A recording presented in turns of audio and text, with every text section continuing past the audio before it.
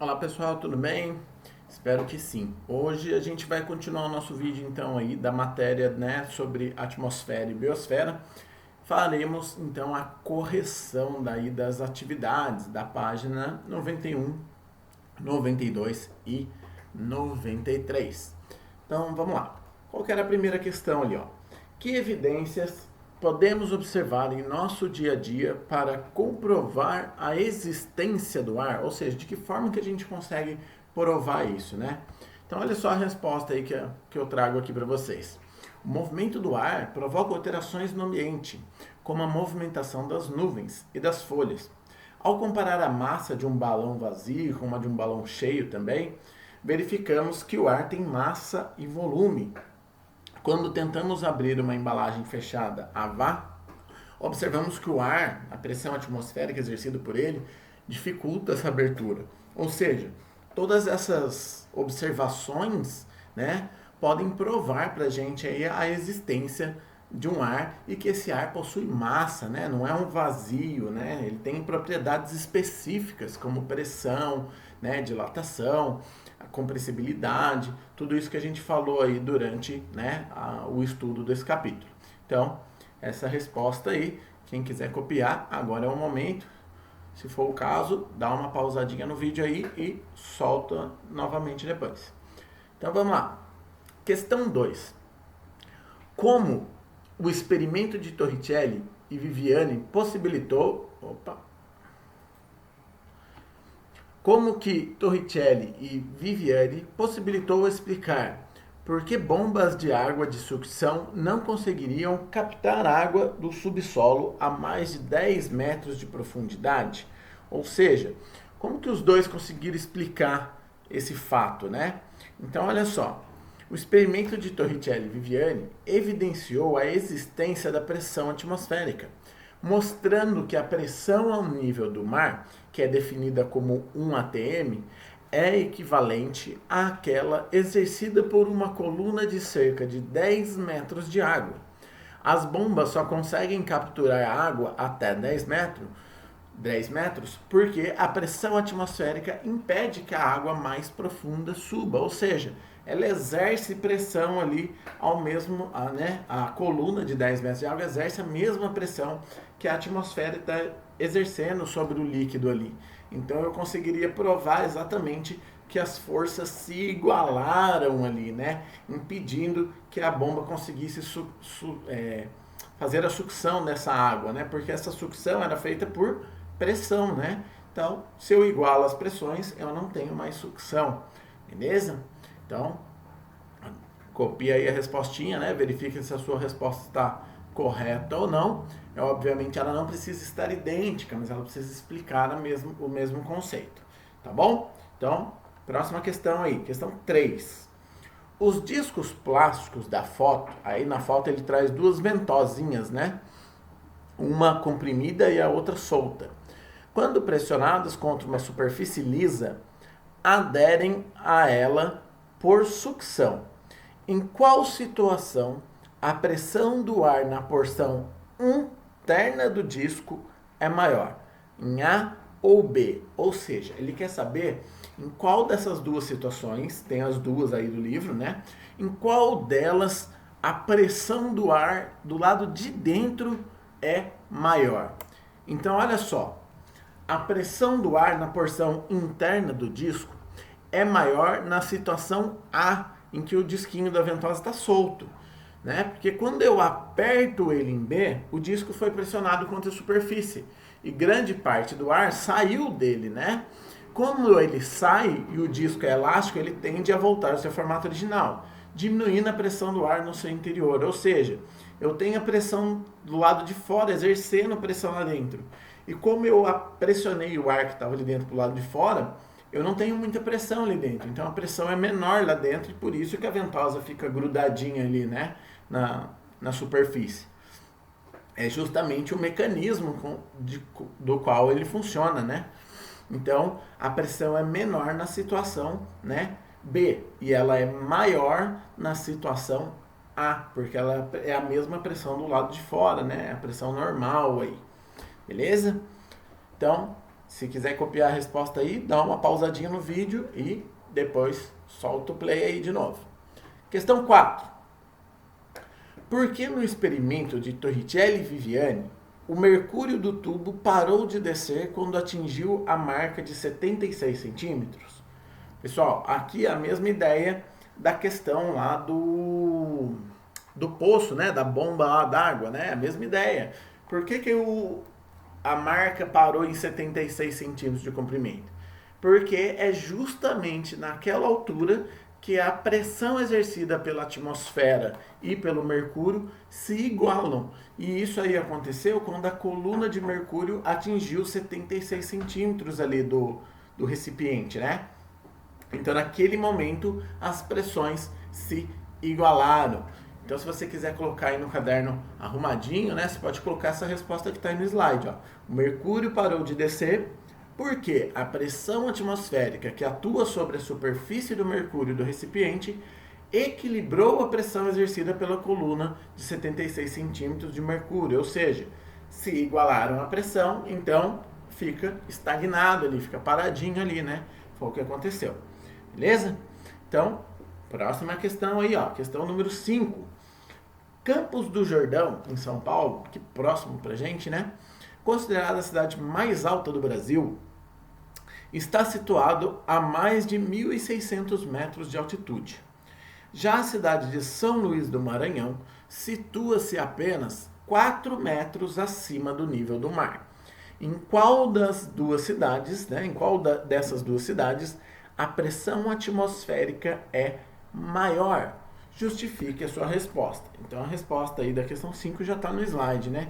Pessoal, a questão aqui é a seguinte.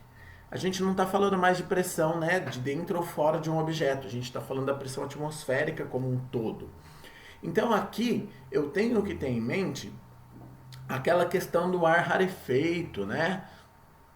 Porque, lembra, se você puxar no livro lá de vocês vão ver que tem até uma imagem que representa isso. Quanto mais próximo do nível do mar, maior quantidade de moléculas de gás oxigênio aí, né? Então eu tenho maior massa, e se eu tenho maior massa, eu tenho maior pressão sendo exercida por essa massa. E quanto mais alto eu vou ficando, mais rarefeito esse ar vai ficando. Logo, se ele vai ficando com um menor volume de moléculas de oxigênio, vai diminuindo a pressão exercida por ele. Logo, eu tenho menor pressão quanto mais alto eu estou. Então, se a pergunta aí é qual cidade vai ter maior pressão atmosférica, lógico que vai ser em São Luís do Maranhão, porque a altitude é menor do que em Campos do Jordão. E quanto menor, maior a camada de ar sobre ele e maior a pressão. Beleza? Então, resposta aí da 5 é isso aí. Aqui no mesmo slide eu já coloquei a resposta do exercício 6 e 7. Então, vamos dar uma olhadinha aqui no exercício 6.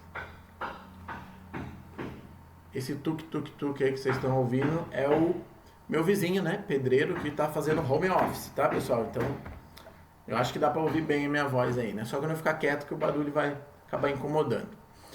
Então, vamos lá, questão 6. Considere que a cada 100 metros de altitude, a coluna de mercúrio sofre uma alteração de 1 centímetro. Calcule qual será a altura da coluna de mercúrio em um local com 600 metros de altitude. Pessoal, então pensa. Olha só, preste bastante atenção no enunciado dessa questão. Considere que a cada 100 metros de altitude, a coluna de mercúrio sofre alteração de 1 centímetro. Ou seja, esse 1 centímetro que ele sofre é para mais ou para menos. Essa que é a ideia geral aí da questão. Você tem que ter conhecimento e entender, porque ele não fala se é para mais ou para menos, ele só pergunta qual vai ser a altura da coluna num local de 600 metros de altitude. E aí você fica, poxa, mas e agora? Ele não perguntou para mim, né, se é para mais ou para menos. Só que aí você tem que pensar, se eu estou subindo, né, se eu colocar 100 metros de altitude, ó, a cada 100 metros de altitude, ou seja, eu estou subindo. Se eu colocar 600, significa que eu estou subindo. Se eu estou subindo, a pressão atmosférica está aumentando ou diminuindo? Está diminuindo. Se a pressão atmosférica está diminuindo, a pressão da coluna exerce pressão, né? E vai diminuir a coluna do líquido dentro lá, né? De mercúrio. Se ele está diminuindo e a régua que mede o quanto ele diminui vai de 0 a 100 e ele está diminuindo, significa que ele vai diminuir o valor. Então, se ele estava em 76, ele vai descendo de acordo com que eu vou subindo. Então, significa que eu tenho que calcular agora quanto disso vai diminuir. Se ele falou que a cada 100 metros é 1 centímetro, 600 metros vão ser 6 centímetros. Então, eu pego 76, que é a altura padrão que ele estaria, subtraio 6 centímetros e terei uma coluna aí de 70 centímetros, certo? Por que 70? Porque quanto mais eu subo, menor a pressão atmosférica. Então, a pressão do mercúrio no cilindro vai ser maior, então ele vai descer, porque ele está extravasando para o lado de fora, né? Se você não entendeu esse exercício ainda, volta lá no livro onde mostra o desenho do experimento, que você vai compreender por que a pressão atmosférica, né, diminui o tamanho da coluna lá. Beleza, pessoal? Então, vamos lá. Continuando agora a questão 7. Um estudante disse à professora que iria encher o seu copo com água porque ele estava com sede e o copo estava vazio. Outro estudante disse então que, na realidade, o copo não estava vazio. Considerando o que foi visto nesse capítulo, o que este último estudante quis dizer? Quis dizer que ele é engraçadinho, né? Mas o que ele quis dizer quando o copo está cheio, mesmo ele estando vazio, entre aspas? É porque ele está cheio de ar, né? Porque ele não está vazio de fato. Porque se o ar tem massa, então aquele copo está cheio de ar, né? Faz sentido isso aí. Essa é a ideia do estudante aí, tudo bem? Então vamos lá. Agora a gente tem a questão 8 aí. A questão 8 fala o seguinte, ó. Observa a figura abaixo e como você explica a diferença entre o nível do mercúrio dos dois tubos. Então a gente tem ali, ó, um esquema mostrando 2 barômetros, né, usados para medir a pressão do ar em 2 localidades diferentes. Aí ele tá aqui, né, elementos representados do tamanho não proporcionais entre si e cores fantasia, beleza. Então a gente tem 2 imagens ali, ó. A gente tem uma imagem com a coluna de mercúrio num recipiente e está marcando que o mercúrio está a 76 centímetros de altura dentro do tubo. Na outra imagem, a gente tem um tubo marcando, né, 70 centímetros a coluna de mercúrio dentro do tubo. Então, significa aí já que em um local a pressão atmosférica é diferente do outro, né? Eles estão em posições diferentes, certo? Então, o que isso quer dizer pra gente? A mesma ideia do exercício, 2 exercícios anteriores aí, né? Que ele falou quando o cara sobe, se eu tiver uma variação de 600 metros de altitude, ou seja, subir nos 600 metros, quantos centímetros vai variar lá o meu tubo? O exercício 8 ele está falando exatamente a mesma coisa. Então, olha aí a resposta, ó. Uma explicação possível seria, né? O primeiro barômetro, o que mediu 76 centímetros, a pressão do ar é ao nível do mar, né, que é o padrão de 76 centímetros. Já o outro foi colocado em algum local de altitude mais elevada, pois a pressão atmosférica é menor. E se a gente ainda usar os dados do exercício 6, a gente vai ver, de fato, aí que ele subiu 600 metros, né? Se a regra for a mesma, a gente já sabe até a altitude que ele subiu, porque ele deu aquele valor. Mas aqui ele não considerou isso, ele só perguntou por quê, o que explicaria essa diferença aí. E o que explicaria essa diferença é justamente a altitude, né? Porque diminui a pressão atmosférica, então o tubo exerce mais pressão e o líquido sobe mais no pote de fora, né? Então vamos lá. Questão 9 agora. Uma população pode ser formada por capivaras e onças pintadas e uma comunidade, ou seja, aqui ele já mudou o tema, né? Ele já não está falando mais de atmosfera, agora ele já está falando, já entrou no tema de biosfera, né? A ideia da ecologia aí. Então vamos lá, deixa eu ler de novo aqui pra gente. Uma população pode ser formada por capivaras e onças pintadas, ou seja, pode. E uma comunidade, pode também ou não? Esses 2 seres vivos ocupam o mesmo nicho? Explique suas respostas. Presta atenção, pessoal. A pergunta aqui não é se pode ter os dois no mesmo lugar. Claro que pode. A questão é, ele está perguntando o conceito ecológico se está correto. Por exemplo, uma população pode ser formada por capivaras e onças? Não, claro que não. Por quê? Porque o conceito de população diz que é um grupo de indivíduos da mesma espécie. Então, se eu falar para você capivara e onça pintada, é óbvio que não são indivíduos da mesma espécie. Então, isso não é o conceito de população. População seria um grupo de capivaras ou um grupo de onça pintada, nunca os dois juntos. Os dois juntos, aí eu tenho o conceito de comunidade. Ou seja, agora sim faz sentido. Então, a primeira pergunta que ele faz está errada.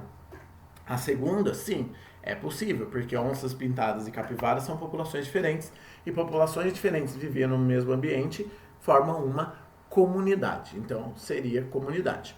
Agora ele ainda pergunta mais uma coisinha aí, né? Ele pergunta, esses dois seres vivos ocupam o mesmo nicho? Explique sua resposta. Pessoal, se você lembrar do conceito de nicho, que é a sua função ecológica, como que esse animal sobrevive, o ambiente que vive, os hábitos que eles têm, será que eles são iguais?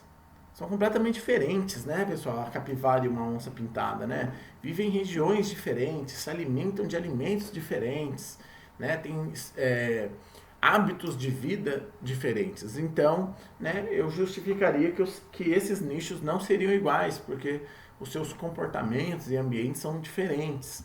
Então, olha aí a resposta aí que a gente tem.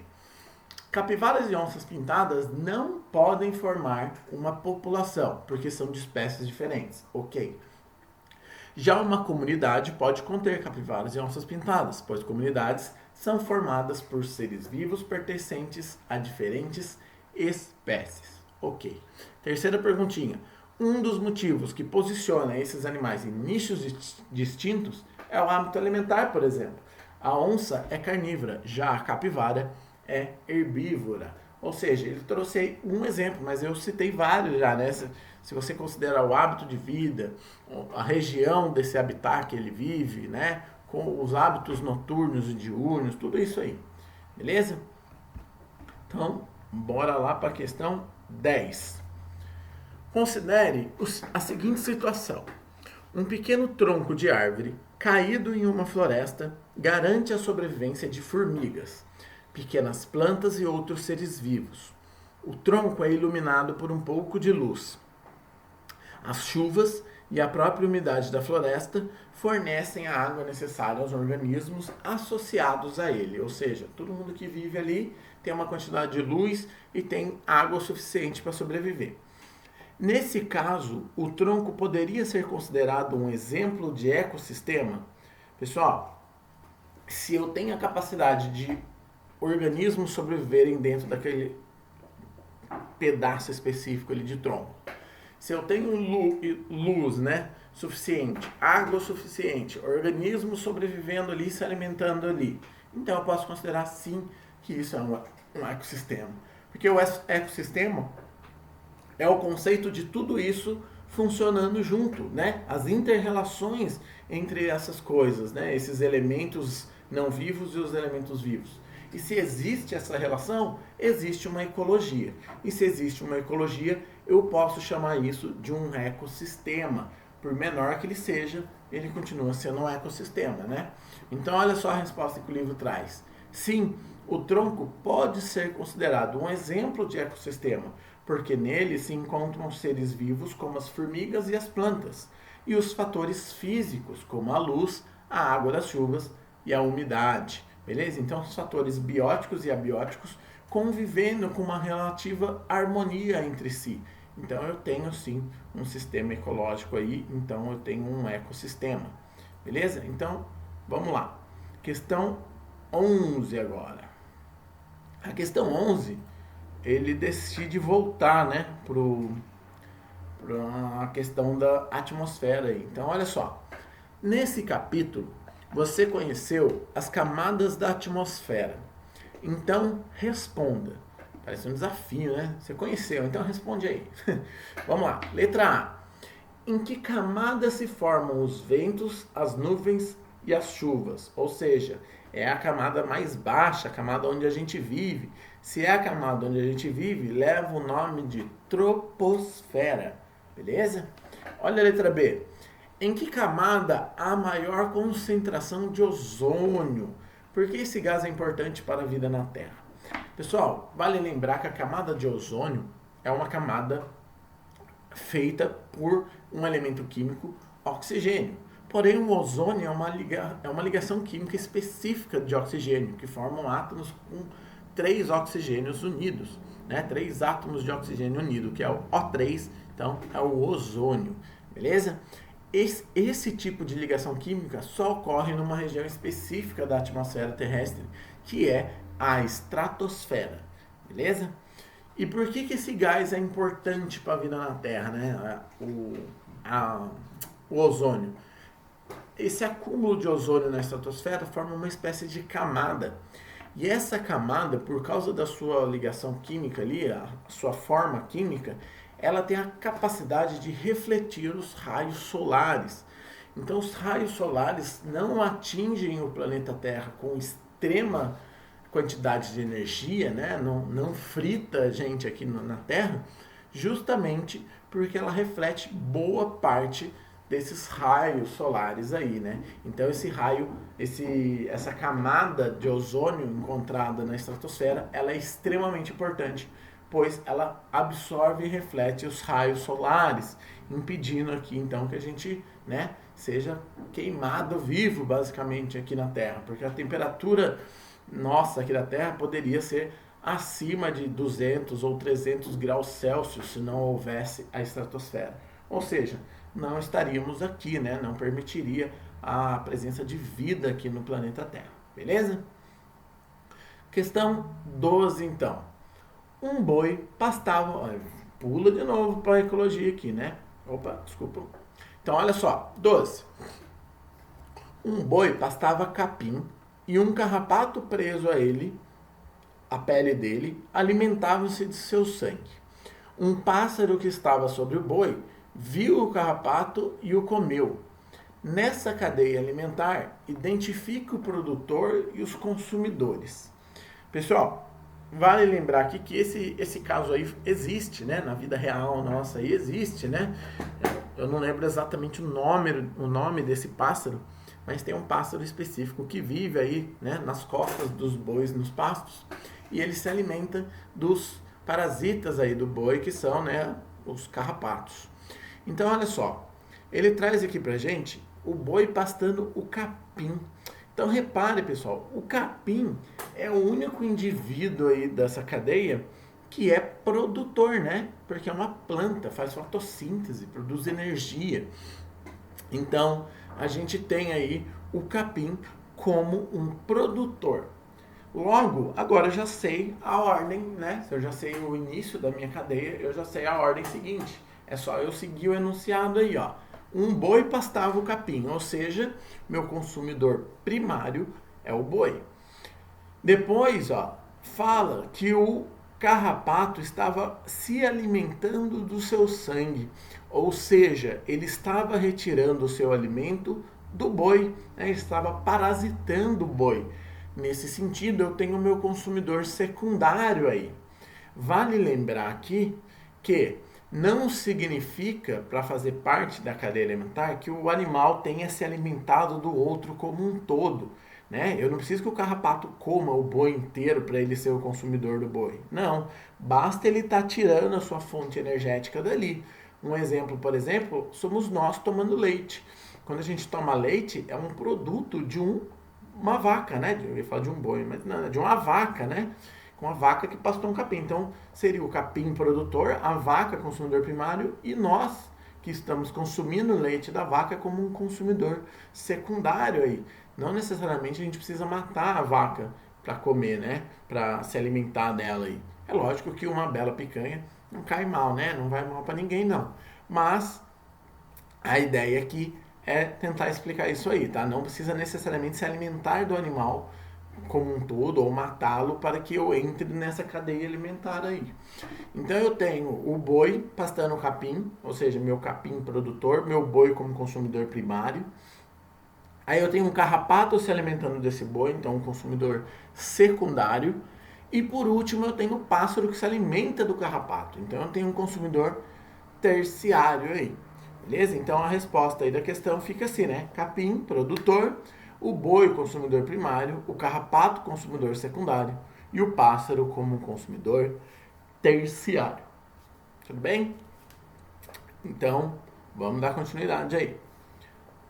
Exercício 13.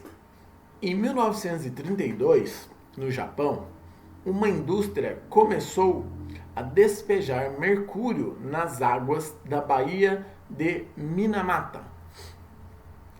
Os peixes dessa baía eram um dos principais alimentos da população local, ou seja, já vai vendo aí o problema, né? Por volta de 1950, muitas pessoas começaram a apresentar problemas no sistema nervoso, no fígado, nos rins, e houve muitas mortes. A doença ficou conhecida como doença de Minamata.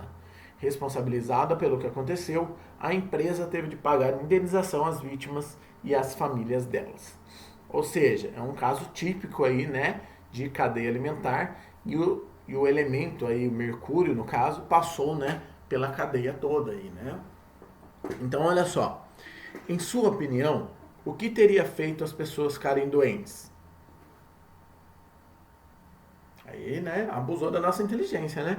O mercúrio, obviamente, né, pessoal? O mercúrio encontrado nos peixes, né, que eles se alimentaram. Então, vamos lá, letra B. Deixa eu já pôr aqui, que daí a gente deixa já para a pessoa que quiser ir comparando aí a resposta, né? Então, olha só. Letra B. O que os governos devem fazer para evitar problemas desse tipo? Pessoal, aí existe, né? A resposta é meio que pessoal. Mas aqui, por exemplo, o livro traz como resposta: devem fiscalizar o despejo de mercúrio e metais pesados nas águas. É meio óbvio isso, né? Mas assim, a gente tem que pensar que existem inúmeras ferramentas para a gente tentar usar aí, né? Como propagandas massivas de controle ambiental, criação de leis específicas para esse tipo de crime ambiental, né? Fiscalização, policiamento, a gente pode colocar uma série de coisas aí, de ferramentas para que isso seja minimizado, né, evitado, tá bom? Então, você pode colocar aí uma dessas ideias como resposta e o livro trouxe a fiscalização. Letra C. Esse exemplo nos mostra a importância de todos terem um conhecimento básico de ecologia. Explique por quê. Explica, né, no caso o aluno, né, você deveria explicar aqui pra gente por que você acha que é importante você saber os conceitos de ecologia. Então olha só o que o livro traz aí. Um conhecimento básico de ecologia nos permite compreender melhor o perigo que a poluição e outras agressões do ser humano, né, à natureza representam para a nossa própria espécie. Esse conhecimento também propicia maior consciência sobre a importância da preservação do meio ambiente. Pessoal, a gente vive um período, né, de quarentena aí, mundial, e que é reflexo exatamente dessa questão aí. Pensa, se esse vírus surgiu em laboratório ou não, a gente não tem uma explicação plausível, e até mesmo, muito provavelmente, a gente nunca vai ter certeza sobre isso. Mas vamos considerar a ideia de que esse vírus surgiu, né, por uma mutação natural no ambiente. Que isso tenha acontecido naturalmente mesmo. Gente, se isso aconteceu naturalmente, olha o tamanho do problema social, né, mundial, que a gente está enfrentando nesse momento pela falta dos conhecimentos de ecologia, que seriam, né, os problemas do desequilíbrio por intromissão aí, né, por parte do ser humano, tá invadindo um ambiente que não é dele. Ou seja, quando eu começo a me alimentar de animais selvagens, animais sem controle, né, eu não tenho um controle sanitário dos animais selvagens, né? Por exemplo, a gente come aí todo dia, se deve comer um frango, uma carne que veio de um supermercado. Para essa carne chegar até ali, tanto do frango quanto do boi aí que seja, ou um peixe, O peixe é mais difícil isso acontecer, porque ainda tem a pesca, né, em ambiente, né, natural.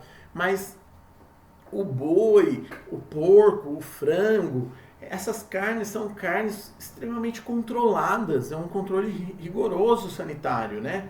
Lá no produtor tem um controle de vacina, tem um controle de saúde, tem um controle ali do que o animal está se alimentando, do que ele não se alimentou, como foi o ano, se esses animais apresentaram alguma doença ao longo do ano ou não. No abate, ele tem uma série de exigências ali para evitar qualquer tipo de contaminação. Depois isso é refrigerado e controlado a sua temperatura até o momento da venda. Tem muitas fiscalizações e órgãos fiscalizadores para que isso aconteça, até essa carne chegar finalmente aí, né, na sua casa e os seus pais, né, sua mãe ou seu pai, ou empregada, avó, avô, irmão mais velho, ou você mesmo ir lá e cozinhar esse alimento de forma ideal para consumi-lo.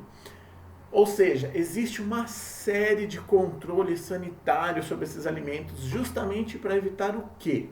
Evitar uma possível contaminação, uma intoxicação alimentar ou, na pior das hipóteses, uma infecção incurável, não controlável e que se alastre causando uma espécie de epidemia ou, na pior das hipóteses, uma pandemia.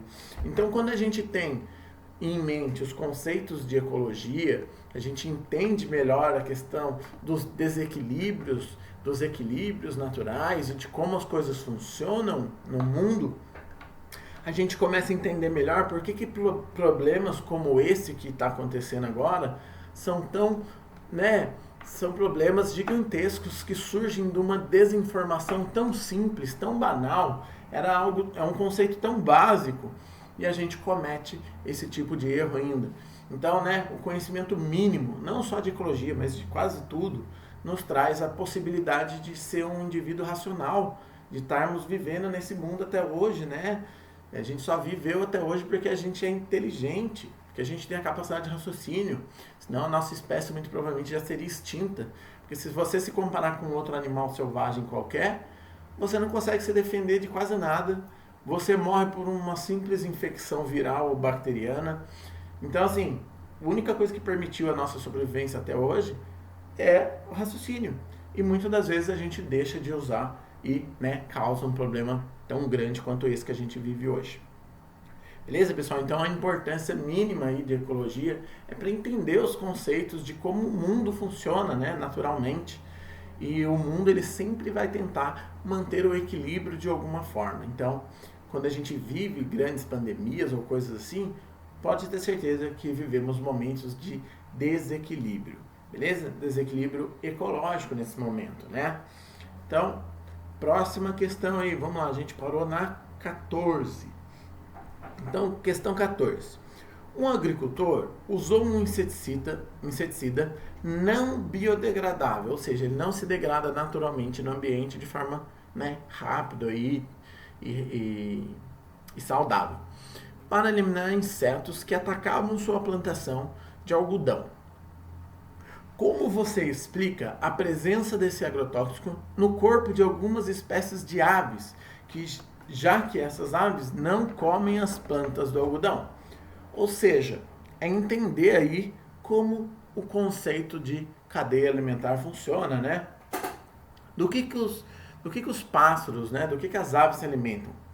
Muitos deles se alimentam de insetos, Então, se algum inseto teve contato com esse produto e acabou não morrendo, ou ainda não teve tempo de morrer, porque está ali ainda entrando em contato, e vem uma ave e se alimenta dele, ela está ingerindo também esse produto, o residual desse produto ali, E pode ser também, caso algum, é que aqui no enunciado ele já trouxe que não é o caso, mas pode ser o caso das aves se alimentarem de alguma semente, alguma parte desse algodão aí e acabar ficando intoxicado, Então ele traz aqui o exemplo, do inseto, como se que é a primeira situação que eu passei, ó. O inseto ingere, um inseticida ao comer o algodão e o inseticida passa para o corpo das aves quando elas comem os insetos. Pode ser um inseto morto ou vivo ainda, não importa. Se ele entrar em contato com esse produto, ele vai acabar ingerindo esse produto aí, tá bom? Então vamos lá para a próxima questão agora. Questão número 15. Essa questão é muito bacana, que traz uma imagem aí que foi utilizada no experimento, né, em 1654, ó, de acordo com o enunciado. Então, vamos lá. Em 1654, o cientista e prefeito da cidade alemã de Medemburgo, acho que é isso, assim que se pronuncia, né? O Otto von Guericke, de 1602 a 1686, fez uma demonstração que ficou famosa. Ele juntou duas meias esferas ocas de cobre, que é o da imagem aí do lado, né? Bem legal essa foto. De modo a formar uma esfera inteira. E vedou a junção com couro. Então ele passou um couro ali para vedar essa união entre os dois. Com uma bomba de ar, ele tirou quase todo o ar de dentro da esfera. Ou seja, deixou um vácuo ali dentro, né? Quase perfeito. Foram necessários, então, 16 cavalos, 8 de cada lado, puxando em sentidos opostos. Ou seja, estão vendo que nessa... aqui eu estou olhando no monitor e já ia falar aqui como se vocês estivessem olhando também. Aí no livro de vocês olhem a foto dessa esfera aí, então, na página... Tá na página 92 isso aqui já, né? Deixa eu ver aqui. 92. Então, na página 92 de vocês, reparem que nessa esfera, ele tem ali na parte das extremidades, né? Tem um arco com uma argola onde estão presas as cordas, né? Então, aquelas cordas foram amarradas num sistema como se fosse um carro de boi, que puxava arado antigamente, né? Era uma espécie de carro de boi amarrado aos cavalos. E aí ele teve que colocar 8 cavalos de cada lado, puxando em sentidos contrários, para que fosse aberta essa esfera aí, sem nada prendendo elas, apenas a pressão atmosférica. Olha só que legal. Então olha só a letra A aí, o que ele pergunta? Por que foram necessários tantos cavalos para separar as meias esferas? Então, foi necessário tantos cavalos porque, como ele tirou e ficou extremamente vedado aquilo ali, e ele conseguiu tirar quase todo o ar, a diferença de pressão atmosférica do lado de dentro e de fora ficou tão forte, tão grande a diferença, que precisava de uma força muito grande para conseguir separar isso aí e romper, né, essa vedação que foi gerada por causa da pressão atmosférica. Olha só que legal. E aí, letra B. Quando uma válvula foi aberta para deixar o ar entrar na esfera, as meias esferas foram separadas facilmente. Por que isso aconteceu?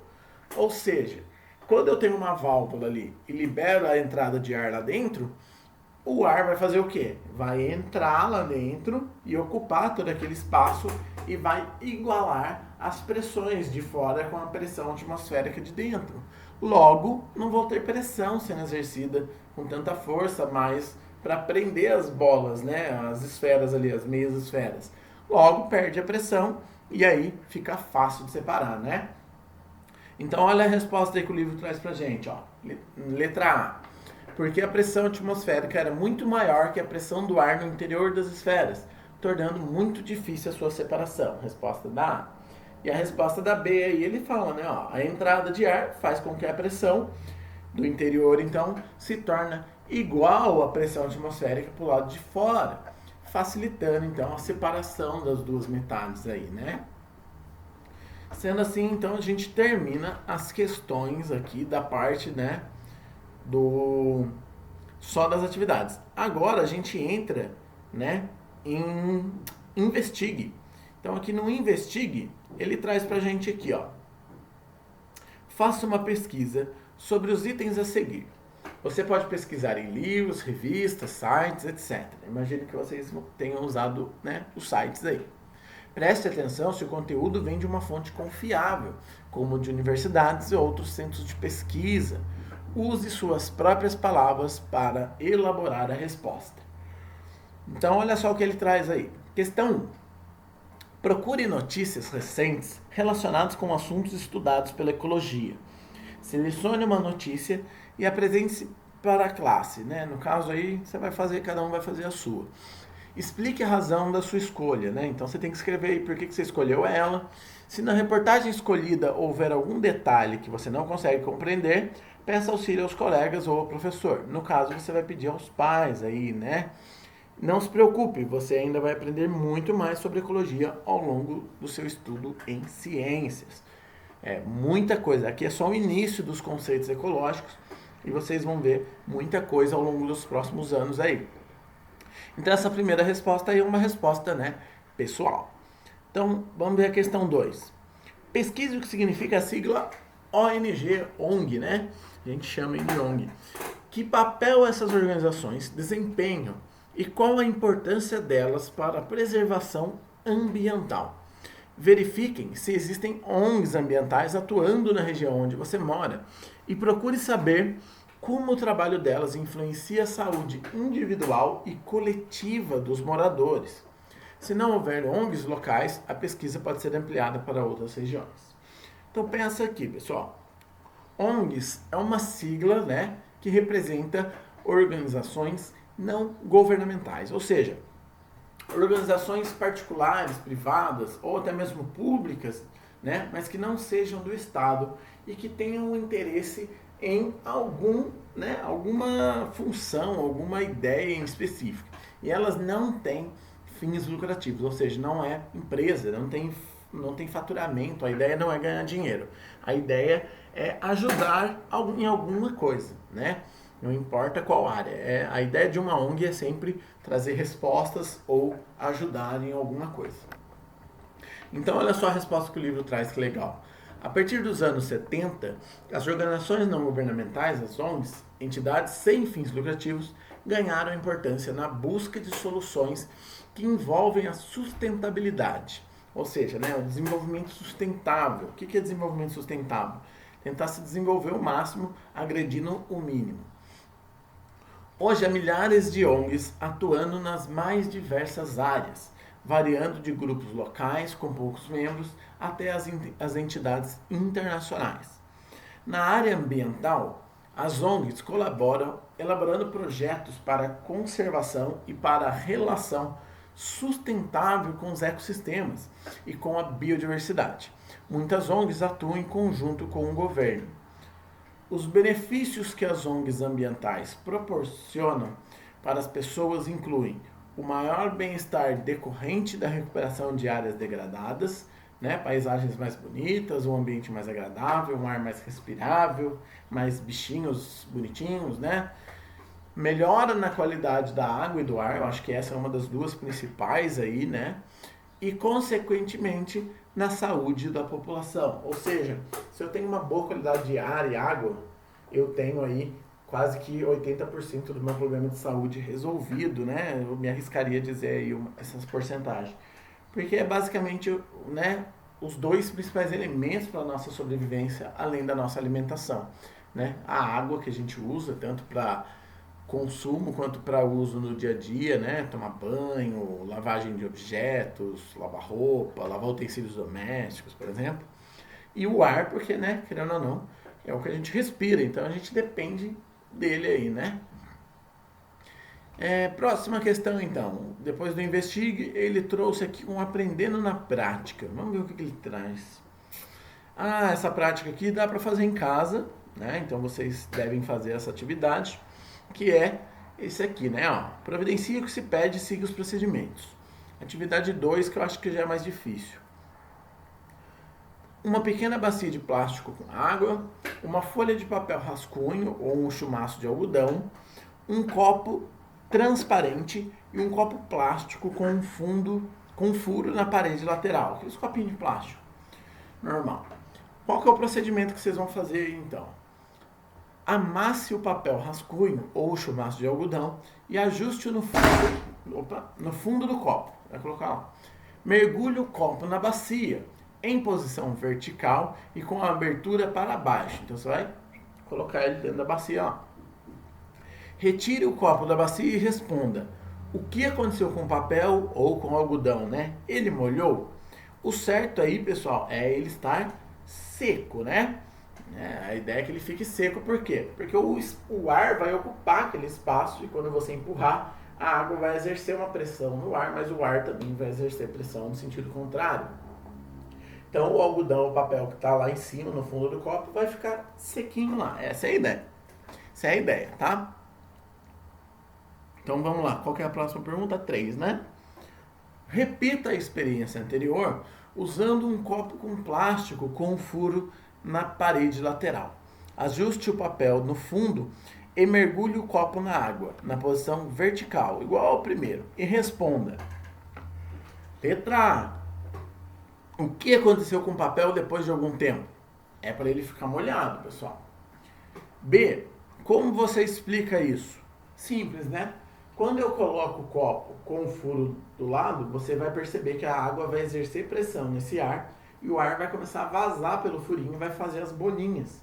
Ou seja, o ar saiu, então eu não tenho mais ar lá o suficiente para exercer pressão no sentido contrário e a água vai ocupar o espaço do copo e molhar o papel ou o algodão que está lá dentro, né? Já a atividade 2, eu já até coloquei aí no slide que ela não é obrigatória. Por quê? Porque aqui ele pede 2 desentupidores de pia. E muitos de vocês provavelmente não devem ter isso em casa. E eu não vou obrigar ninguém a ter que sair de casa na quarentena para fazer esse tipo de experimento, né, pessoal? Então, a gente fica aí. Quem tem em casa, beleza, pode testar. Ou quem quer muito fazer, pede para o pai ou para alguém quando for no supermercado da vida comprar aí para você fazer esse experimento. Beleza? Qual que é o próximo aqui? Vamos lá ver. Bom, acho que acabou as atividades. Ah, não, agora tem as atividades, então, aí, do capítulo sobre células, capítulo que a gente estudou umas 2 aulas atrás aí, né? Por quê? Por que a gente pulou, né? A gente foi para a célula e voltou. Porque aqui a gente precisava desse conceito para continuar a matéria também de ciências biológicas lá. Então agora a gente vai corrigir os exercícios daquele capítulo lá. Então é página 119, 120 e 121. Deixa eu colocar o meu livro na página aqui, que aí eu consigo ler o enunciado, né? Tá faltando um capítulo de movimentos terrestres aí que a gente vai estudar na próxima aula.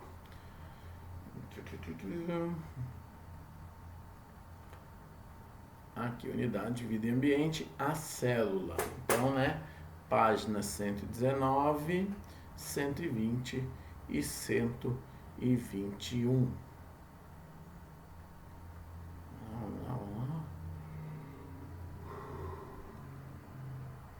Aqui. Bom, então vamos lá. Atividade, né, da página 119 para começar. Exercício 1. Como os cientistas conseguem estudar as células, estruturas tão pequenas?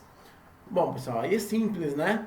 Vocês já tiveram até uma aula prática sobre isso, né? Através do uso de microscópios, né? Pode ser tanto óptico, né, de luz, que é o que a gente tem lá na escola e que a gente teve aula prática, ou pode ser o de microscopia eletrônica, né, ou qualquer outro que seja. Tudo bem? Então, permite, né, observar e ampliar, né, organismos tão pequeninos como as células, né? Então, o uso de microscópios permitiu isso aí. Questão 2. Sabendo que determinada célula tem 10 micrômetros de diâmetro, qual é o tamanho dela em milímetros? Ou seja, pessoal, aqui a questão aqui não é nem de ciências, é uma questão de matemática, né? Então, olha só, o que eu preciso saber aqui para conseguir fazer, né, essa transformação? Eu tenho que entender quanto de milímetros é um micrômetro, né? E um micrômetro corresponde a 0,01 milímetro. Ou seja, é 1 milímetro dividido por 1000, né? Então, o que eu tenho que fazer aqui?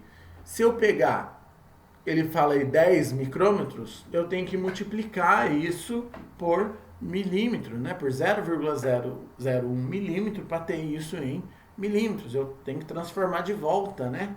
E se eu tenho 10 micrômetros, eu multiplico pela quantidade de milímetros que cabem aí dentro. Então, 10 vezes 0,001, corro 2 casas, né? Ou melhor, corro uma casa aí, né? Porque eu estou multiplicando por 10. Corro uma casa para a direita com a vírgula. Vocês já devem ter aprendido isso com a Marcela. Então, pulo uma casinha, fica 0,01 milímetro aí, né? Já fica quase perceptível a olho nu. Beleza? Quase perceptível é meio, né? Entre aspas aí, né? Vamos lá, questão 3. Questão 3 é a seguinte. Por que a célula é considerada a unidade estrutural e funcional da vida? Essa pergunta é muito bacana, pessoal. Por que ela é a unidade mínima, né? Unidade estrutural aí? Porque eu tenho que entender o seguinte. Todo ser vivo é formado por células. Mesmo que seja uma única célula, qualquer organismo vivo é formado por célula. Sabendo disso, eu posso considerar que a menor unidade viva é uma célula. Logo, ela é a unidade básica, né? Ela é a base para formar qualquer indivíduo vivo. Por isso que a gente chama ela de unidade estrutural. E por que funcional? Porque se eu tiver qualquer coisa que seja menos que uma célula, eu não consigo metabolizar, não consigo gerar, né? Reprodução, energia, nada disso. Se eu não consigo fazer isso, eu não tenho funcionalidade. Por isso eu falo que célula é a menor unidade estrutural e funcional da vida. É por esse motivo aí. Então olha só o jeito que o livro traz pra gente. Porque todos os seres vivos são formados por células. E ela é a menor parte viva de um organismo. A célula se alimenta, cresce e realiza... Meu Deus, desculpa, gente. As diversas funções que mantêm a vida. Tem metabolismo próprio. Além disso, ela contém as informações hereditárias do organismo. Ou seja, o DNA, né? Que tem a capacidade de controlar todo o funcionamento disso aí. Então, vamos lá. Atividade número 4. Considerando as informações desse capítulo, reúna argumentos que justifiquem a afirmativa. As células são vivas. Ou seja, quais argumentos você vai trazer aí para justificar que as células são vivas? As células são vivas porque se nutrem, crescem e se reproduzem. Ou seja, têm a capacidade de fazer metabolismo. Elas são formadas por diversas partes que funcionam em conjunto e as mantêm vivas. E em seu interior ocorrem inúmeras transformações químicas que são necessárias para a sobrevivência do organismo. Esse conjunto de fenômenos é fundamental para que um sistema seja considerado vivo. Então, né, esse conjunto de fenômenos a gente chama de metabolismo. Tá ok? Então, copiou aí, né? Vamos lá. Próxima questãozinha aí. Questão 5. As células que formam o músculo geralmente têm muitas mitocôndrias. Pensando na função desempenhada pelos músculos, elabore uma explicação para esse fato.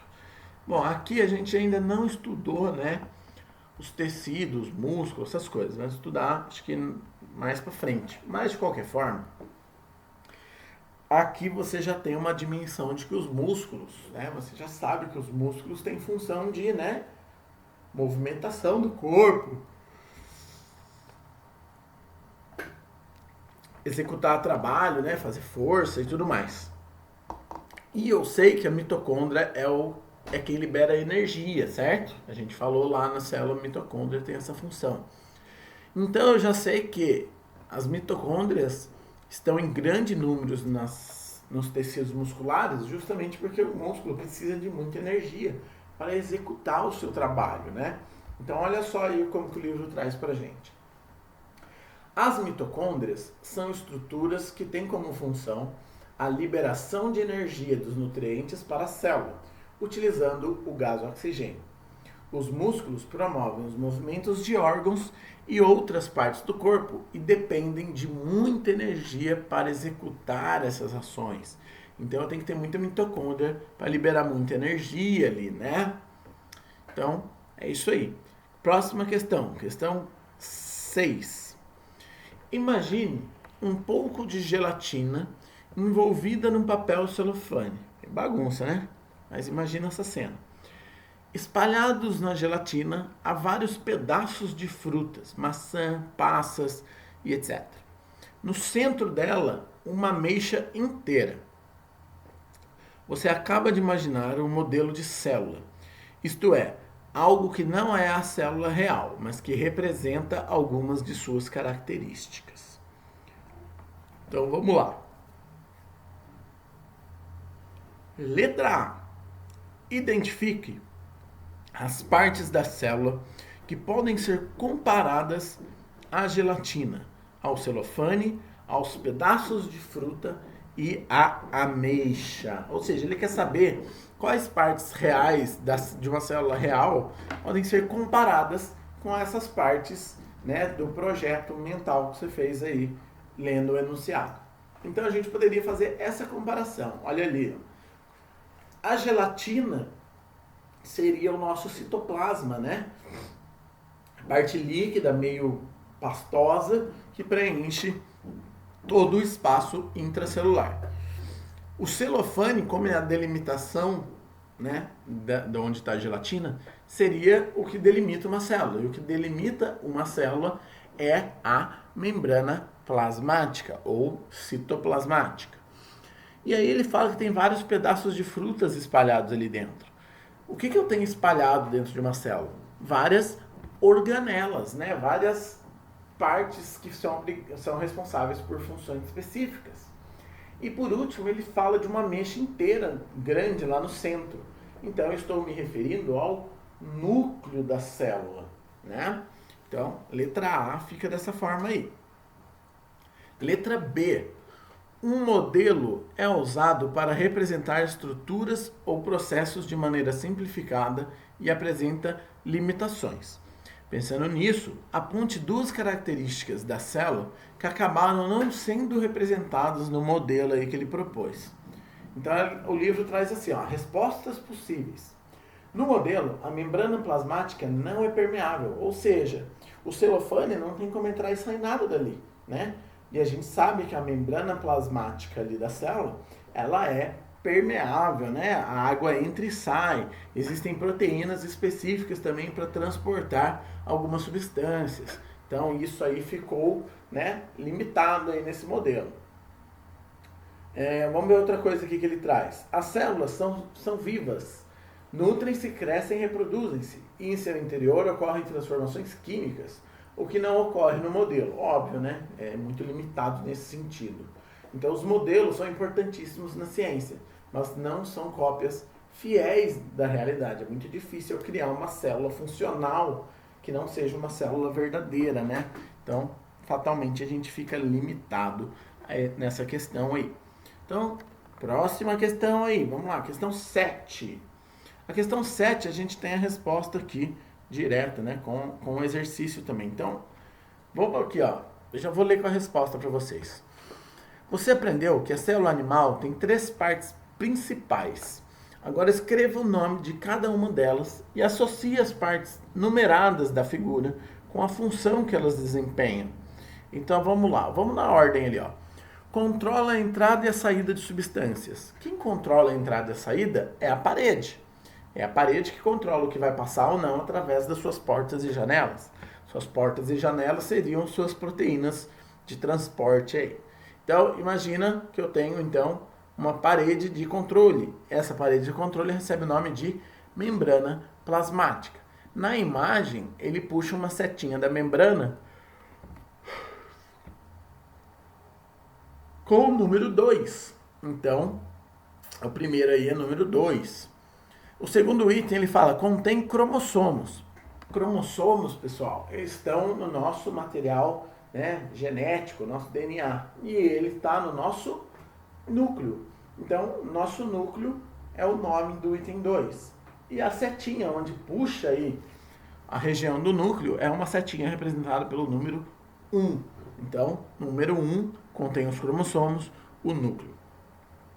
Próximo item, então, o último, contém as organelas. As organelas estão onde? Espalhadas no interior do meu citoplasma. Então, citoplasma. E aí eu já usei o item 1 e 2, só pode ser o item 3. E se você olhar ali na imagem, o item 3 está puxando exatamente ali do meio do citoplasma, sem nenhuma organela, né, na seta em específico. Então, está certinho aí, né, essa questão agora, completinha ali na lousa, na apresentação aí da tela para vocês. Questão 8 agora, vamos lá. Vamos lá para o enunciado. Opa. O texto a seguir foi elaborado com base nos escritos do pesquisador Robert Hooke, no século... nossa senhora, 16? 16, é isso mesmo? Por que tá... Ah, não, 17 ponto, desculpa. É que aqui tem a imagem, porque eu estou dividindo tela para conseguir gravar a tela ao mesmo tempo e ler o livro aqui com vocês. E aí fica... No 17 tem o ponto final ali, com a imagem reduzida, parece um L. E aí tá muito estranho o número aqui. Então é 17, né? É isso mesmo. Então vamos lá. Pude perceber claramente que toda a cortiça era perfurada e porosa, assemelhando-se a um favo de mel. Esses poros não eram muito profundos e eram semelhantes a pequenas caixas. Então ele traz aí essa característica aí. Letra A. Que instrumento Robert Hooke utilizou para fazer essas observações? O microscópio, né, pessoal? Letra B. O que eram os poros que ele observou? Os poros da cortiça que ele observou eram espaços vazios que antes estavam ocupados pelas células. O que ficou foram só as paredes celulares, né? No caso da célula vegetal, tem a membrana e tem a parede. A parede é formada por tecido não vivo, né, de celulose, lembra? Então, quando a célula morre, fica o material lenhoso ali, o material seco, né? Que é, no caso, a cortiça aí que ele estava enxergando, né? Letra C. O aspecto do favo de mel era conferido por uma estrutura resistente que compunha a cortiça. Que estrutura é essa? Era a parede celular dos vegetais, né? Foi o que sobreviveu, o que ficou de fato ali. Tá bom?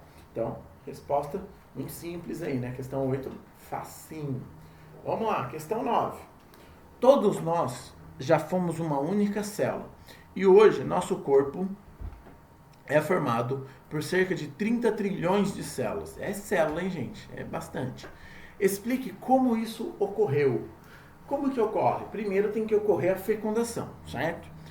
O espermatozoide masculino, óvulo feminino, fecundou, deu origem a um ovo, que vai formar um zigotinho, e o zigoto vai se dividir várias e várias vezes, formando todas as células que formam um organismo adulto. Ou seja, desde quando você era um zigotinho até você se tornar a criança que você é hoje, você tem aí, né, várias e várias e várias e várias e várias e várias e várias e várias e várias e várias e várias várias várias e várias e várias e várias várias várias e mais um pouquinho de várias divisões celulares, beleza? Então, são muitas mesmo. Só para pensar, né, tem 30 trilhões de células, quantas divisões celulares ocorreram até formar tudo isso, né? No mínimo, aí metade disso, né? No mínimo. Uma célula dá origem a duas. Então, metade disso para chegar no resultado final, né? 15 trilhões dividindo todo mundo, né? 30 trilhões. Só que antes de 15 trilhões eram 7 trilhões e meio para dar origem a 15. Então você vai somando tudo isso aí. Então, vamos lá. Questão 11, então. Questão 11 não, desculpa. Questão 10. A maioria das células de um animal grande, como uma baleia, tem praticamente o mesmo tamanho de células de um animal bem menor, como um rato. Em relação às células, o que explicaria a diferença do tamanho entre os dois animais? Ué, se as células são do mesmo tamanho ou muito próximas de um animal extremamente maior que o outro, como que isso acontece? Ué, um tem que ter mais células em quantidade do que o outro, simples assim. Então a baleia tem muito mais células do que um rato, beleza? Próxima questão lá, vamos lá. Questão 11. Dê uma justificativa para a seguinte afirmação. Toda célula provém de uma célula pré-existente. Ué, aqui é simples, né, pessoal? A gente já estudou de que a célula é um organismo vivo que tem a capacidade de reprodução e de divisão. Ou seja, eu tenho que toda célula, independente de qual seja, ela surgiu de uma célula pré-existente, pela divisão de uma célula mãe, que formou a célula filha. Então, né, todos nós viemos de uma única célula, que seja o zigoto, que por sua vez veio da união do espermatozoide com o óvulo, e assim por diante, porque ele veio da divisão celular dos pais, que foi um outro óvulo, e assim sucessivamente.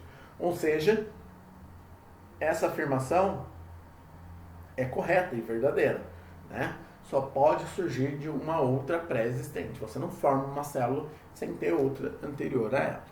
Beleza? Então, exercício 12 agora. Por que um objeto deve ser bem fino para que possa ser observado ao microscópio de luz ou óptico? Bom, aqui vale lembrar das aulas práticas que a gente teve, né? Da primeira aula prática com o microscópio lá, a gente explicou isso aí, né? O microscópio óptico nada mais é do que uma fonte de luz e um par de lentes para eu enxergar o que essa luz está transmitindo. E para eu enxergar a luz, eu tenho que ter um objeto que a luz atravesse, né? Se ele for muito grosso, muito espesso, a luz não vai atravessar. Se a luz não atravessar, o que eu vou enxergar? Nada. Então eu preciso que a luz atravesse o objeto e eu consiga enxergar essa luz atravessada. E aí os seus reflexos gerados pelas células é o que eu consigo observar no microscópio. Então, né, eu preciso que esse objeto seja fino justamente para que a luz atravesse e eu enxergue. Então, olha como que o livro traz. Para que a luz possa atravessar o objeto e chegar ao olho do observador, depois de atravessar por um sistema de lentes, que é a objetiva e depois a ocular, né, e ainda passar pelo canhão, eles têm que ampliar, né? A lente amplia, mas para que ele faça isso, a luz precisa atravessar o objeto. Beleza? Então, questão 13. Assinale as afirmativas corretas. Então, a 13 a gente traz aqui também, direto no slide aí, ó. A primeira afirmação é: as células são quase sempre microscópicas. Sempre são microscópicas? Não. Existem células bem grandes que são até visíveis a olho nu, mas são extremamente pequenas. Mas nem sempre, né? Nem sempre elas são microscópicas. Às vezes não. Então, quando ele fala quase sempre, tá ok aí. Então, vamos lá. Próxima. Todas as células do nosso corpo são iguais. Gente, se todas as células fossem iguais, nós seríamos uma coisa só. Não teria diferença. Como que eu explico uma célula do meu olho ser igual à célula do meu dedo? Não tem como, né? Se elas fossem iguais, ou eu seria um olho no meu dedo, ou seria um dedo no meu olho, né? Não tem como. Então, não. O material genético existente dentro do seu núcleo são iguais, mas as suas características morfológicas não são iguais. Próxima alternativa ali. Os cromossomos contêm os genes e estão localizados na mitocôndria. Então, pessoal, os cromossomos contêm os genes? Ok, certinho. Mas aonde que está esse material genético? No nosso núcleo e não na nossa mitocôndria. A nossa mitocôndria tem a função lá de respiração celular. Então, não tem gene aí. Próximo. Apenas os genes influenciam em nossas características. Será? Será que a cor da minha pele só é definida pelo meu gene? Se eu tomar sol, eu queimo a minha pele, eu fico mais moreninho ou não? Fico. Se eu fico, significa que o meio ambiente também influencia nas minhas características. Então, apenas os genes? Não. O gene define qual vai ser a minha característica produzida. Agora, o resultado final dessa característica é a função do gene mais a ação do ambiente externo, né? Então, igual a cor do cabelo. Eu posso mudar a cor do meu cabelo. Não importa se o meu gene manda o cabelo ser preto, eu posso, né, pintar ele de verde se eu quiser, não tem problema. Então, não é só o gene que define isso. Próximo. As organelas realizam diferentes funções no interior da célula. Beleza, cada uma tem sua funçãozinha, né? Tem lá o complexo de Golgi para organizar as proteínas, tem a mitocôndria para fazer a respiração, eu tenho o núcleo como centro de controle, ou seja, cada um no seu quadrado, cada um com a sua função. Próxima. A unidade de medida do micrômetro corresponde à milésima parte do metro. Não. Milésima parte do metro é um centímetro, né? Centímetro não, um milímetro, né? porque eu tenho 10 milímetros de 1 centímetro e 100 centímetros no metro. A milésima parte do milímetro é o micrômetro, tá bom? Próximo. O DNA é a substância química que forma os nossos genes. Certinho, perfeito, né? O nosso DNA é o nosso material genético, né? Exatamente isso. A nossa molécula de adenosina trifosfato aí. Desculpa, de ácido desoxirribonucleico, né? Falei de ATP, que eu tô com outra coisa na cabeça. 14, vamos lá.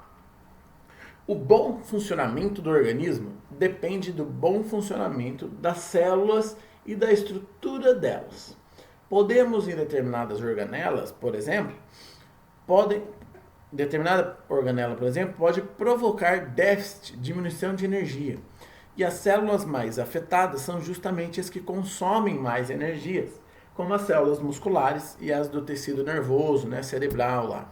Com isso, o funcionamento dos músculos e dos nervos é prejudicado e podem surgir problemas cardíacos aí, né? Falta de coordenação motora e fraqueza muscular, entre outros. Então, letra A. Qual é a organela da qual o texto se refere? Só pode ser a mitocôndria, né, pessoal? Estamos falando de produção aí de energia, né? Então, mitocôndria. Qual que é a outra pergunta? E qual a função? A sua função é obter energia dos nutrientes dos alimentos que a gente ingere, né? Então a gente ingere o alimento, passa pelo trato digestório completo, no intestino é absorvido, levado pelo sangue, distribuído nas células. Lá na célula, esse nutriente vai ser utilizado pela mitocôndria para gerar energia, beleza? Que é a força vital nossa aí de sobrevivência. Então, letra B agora. Elabore um texto explicativo sobre por que o estudo da célula ajuda os cientistas a compreender e tratar melhor as doenças. Pessoal, aí é uma resposta pessoal, obviamente, mas ela tem que ter uma ideia central aí, que é a seguinte. Estudando a célula, o cientista consegue entender a origem dos problemas, né? Eu consigo entender se a célula não está funcionando perfeitamente, ela acarreta um resultado. Então eu consigo entender melhor o resultado e as características de uma doença, estudando os déficits da qual a célula daquele tecido, o órgão, o sistema, estão tendo. Então é muito mais fácil compreender melhor e até mesmo produzir novos medicamentos e tratamentos para aquele problema, entendendo ao nível celular como isso está acontecendo. Então olha ali o exemplo que ele traz, ó.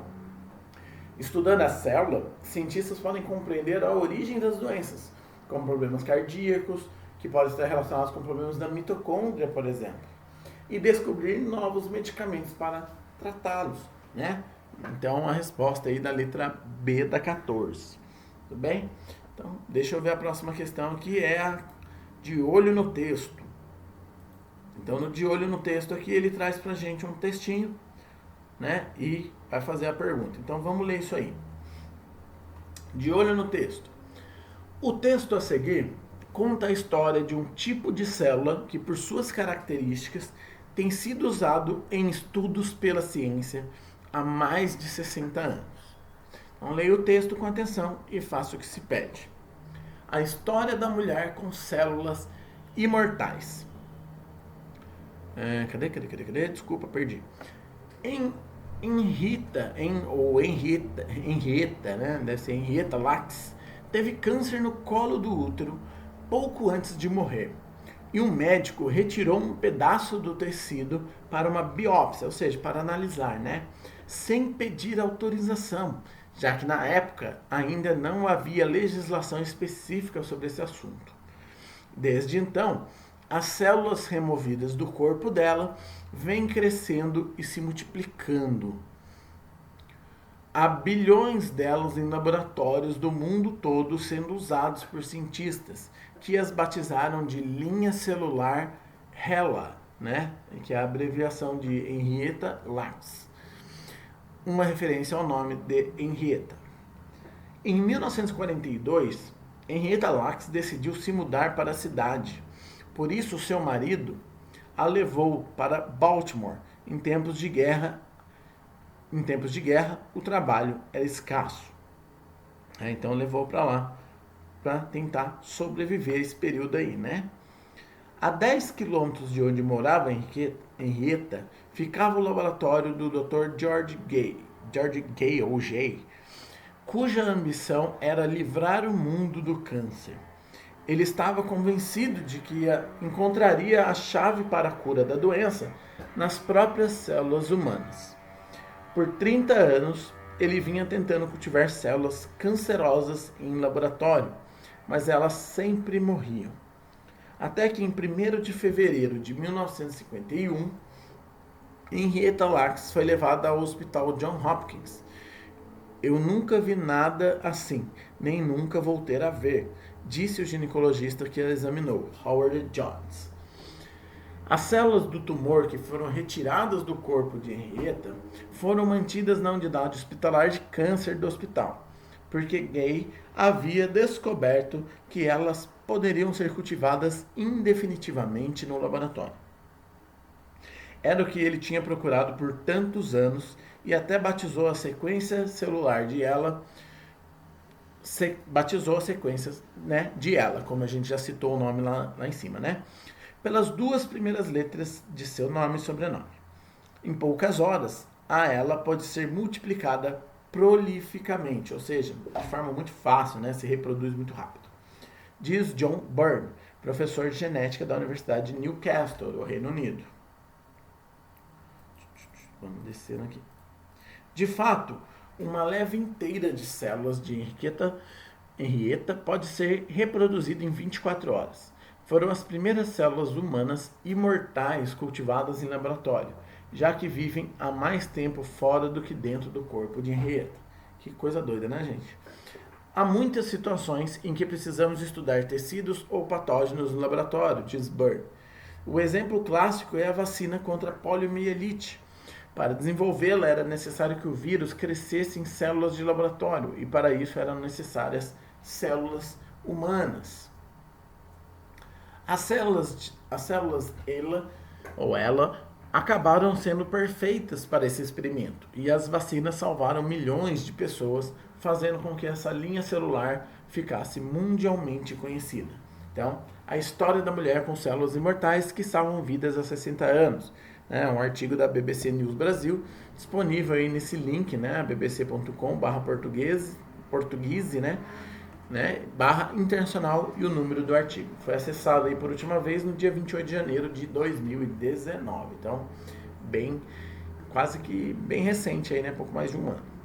E ali tem uma foto, dessas células vista no microscópio óptico, aumentada cerca de 420 vezes, colorida artificialmente. O núcleo das células estão em azul e as células são essas, né, manchas rosas aí.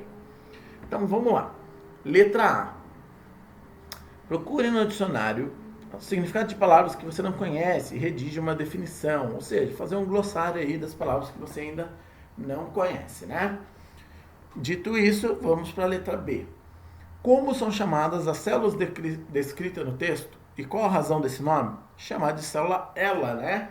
E ele tem esse nome em homenagem à pessoa da qual foram retiradas, né? A tal da Henrietta Lacks, ou Lex, a mulher que foi extraída aí nessas células originais aí.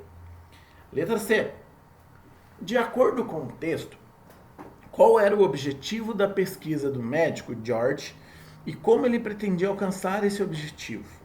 Bom, o objetivo dele era livrar o mundo do câncer, né? Achar um problema, uma solução para o problema do câncer. E para isso ele usaria as próprias células humanas cancerosas. A ideia, ele acreditava que os resultados que ele tanto procurava seriam obtidos, né, dessas células aí, né? Letra D. O que havia de especial nas células de tumor estudadas pelo médico George? Essas células poderiam ser, e ainda são, cultivadas em laboratório, né, gente? É possível manter essas células se reproduzindo e vivas ao longo de vários e vários anos aí, né? Muito louco isso. Essa era a característica específica aí que tinha, existente nessas células que permitiram tantos estudos, né? Letra E. Que experimento com essas células especiais permitiu salvar milhões de pessoas? Os experimentos para o desenvolvimento da vacina contra a poliomielite, né? Foi falado ali no finzinho do texto, beleza? E por último, a gente tem a letra F. Embora o trabalho com essas células tenha sido de extrema importância para a pesquisa, ele só foi possível por causa de um procedimento polêmico. Qual foi esse procedimento? Discuta com um colega sobre a importância do respeito entre médicos e seus pacientes. Bom, aqui, pessoal, no caso, não existe uma legislação específica aí, né, para esse tipo de situação, que o médico foi lá e retirou uma parte da moça lá sem né, consentimento dela. Ele pegou e começou a usar e pronto. Isso hoje é antiético, antiprofissional, né? E existe até lei, né, específica para isso. Então, além do crime aí de lesão corporal, muito provavelmente vai englobar outros crimes aí, né? Quem é do direito vai saber melhor isso aí.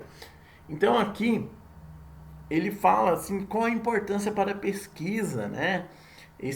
Um procedimento como esse. Então você tem que tomar muito cuidado, porque aqui a ideia é discutir sobre isso, mas tem uma linha muito tênue, né? Uma linha muito fina que separa aí o que seria profissional e não profissional nesse sentido. Afinal de contas, o que é mais profissional?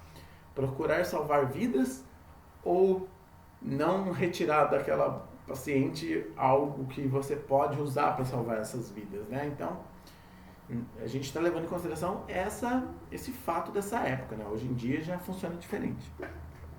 Então, olha só como que o livro traz isso aí pra gente. O médico retirou um pedaço de tecido da paciente sem sua autorização. Então, espera-se que vocês, estudantes, reconheçam que os médicos sempre devem respeitar os seus pacientes, o corpo de cada indivíduo, pedindo autorização a eles para a execução de qualquer procedimento que seja, até os mais simples. Essa reflexão busca desenvolver com os estudantes o recolhimento de que as tecnologias devem ser utilizadas para produzir conhecimentos e resolver problemas nas ciências da natureza de forma crítica, significativa, reflexiva e ética. Ou seja, a gente tem que sempre procurar melhorar, procurar sempre produzir mais com menos, né? Tentando evitar esse tipo de problema, né? Problemas éticos, problemas sociais, problemas particulares. A gente tem que tentar evitar ao máximo ter que utilizar disso para resolver os nossos problemas. Então a gente tem que usar a tecnologia e a informação a nosso favor para tentar gerar aí mais conhecimento, né, pessoal? Beleza? Então a gente finaliza essa questão aí e parte para a... Opa, deixa eu ver o que aconteceu. Vamos ver qual que é a última questão, se é essa mesmo. Não, tem mais questão aqui. Então temos o investigue aí, né? Vamos lá. Investigue. Faça uma pesquisa sobre os itens a seguir. Você pode pesquisar em livros, revistas, sites, etc. Preste atenção se o conteúdo vem de uma fonte confiável, como universidades e outros centros de pesquisa. Use suas próprias palavras para elaborar sua resposta. Ou seja, não é para ficar só copiando, né, pessoal? Tem que ler, raciocinar, ver o que você tirou daquilo que você leu e passar no papel. Ou, no caso, digitar. Número 1 aí. Com o microscópio, o ser humano aumenta sua capacidade de investigar o mundo e passa a descobrir coisas que os órgãos dos sentidos sozinhos são incapazes de perceber. Com o auxílio dos professores de ciência e história, faça uma pesquisa em livros, né? No caso aí, vocês podem até usar, pode falar comigo no plantão, mas imagino que vocês já tenham passado por essa atividade. E escreva um resumo sobre os outros instrumentos que também ampliam a capacidade de observação. Então existem vários outros, né, pessoal? Existe, além do microscópio, existe o telescópio, para ambientes muito mais distantes, né, ampliar. Os raios-x, ultrassom, todos esses tipos que usam algum tipo de raio não visível, né, infravermelho e tudo mais. E o mais importante não é descobrir o nome desses instrumentos, né, mas perceber que os avanços tecnológicos resultam da construção desses equipamentos e que impulsionam descobertas científicas e ampliam o nosso campo do conhecimento, né? Hoje a gente tem, por exemplo, um conhecimento astrológico aí, né? Astronômico aí, astrológico é ótimo, astronômico sobre, né, o universo e que só foi possível com a invenção do telescópio e outros equipamentos tecnológicos, né? Então vamos lá, questão 2. Questão 2 é o seguinte: em geral, as células são muito pequenas. tão pequenas que não conseguimos enxergá-las a olho nu. Pesquise o tamanho aproximado de 2 tipos de células encontradas no corpo humano. Após descobrir os tamanhos, procure imaginar essas dimensões. Utilizando uma régua, traça um segmento de reta de 10 centímetros. Abaixo dele, trace outro de 1. Como seria um segmento de 1 milímetro? Se possível, trace-o.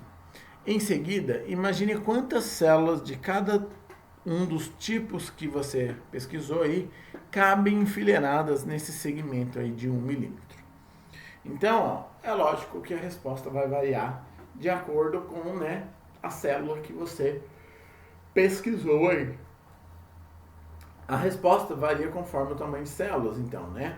Caso um aluno selecione aí, você tenha selecionado alguma célula que tenha cerca de 0,005 milímetros, no segmento de reta de 1 milímetro caberiam 200 células. Caso você selecione uma célula que tenha 0,02 milímetros, caberiam 50 e assim por diante. Você vai fazendo esses cálculos, né?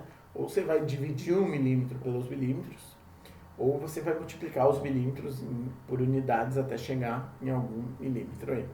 Beleza, pessoal? Então, sendo assim, a gente finaliza aí as nossas questões, né, sobre os 2 capítulos, tanto células quanto, né, o capítulo de atmosfera e ecologia aqui, né, que é a biosfera. E aí, então, eu vou fazer a próxima aula num outro vídeo agora, começando o nosso próximo capítulo. Beleza, pessoal? Então, se tiver dúvida do exercício ainda aí, volte, ouça de novo, muitas vezes passa alguma coisa. Se ficar alguma dúvida ainda assim, manda lá pro professor vai lá no nosso plantão de dúvida, né, que é toda segunda e sexta, no caso de vocês aí do 6º ano, às 3h30 da tarde. Então, se ficar alguma dúvida, fique online nesse horário lá na sala e nós tiraremos essa dúvida ao vivo. Beleza, pessoal? Então, bons estudos para vocês aí e até a próxima.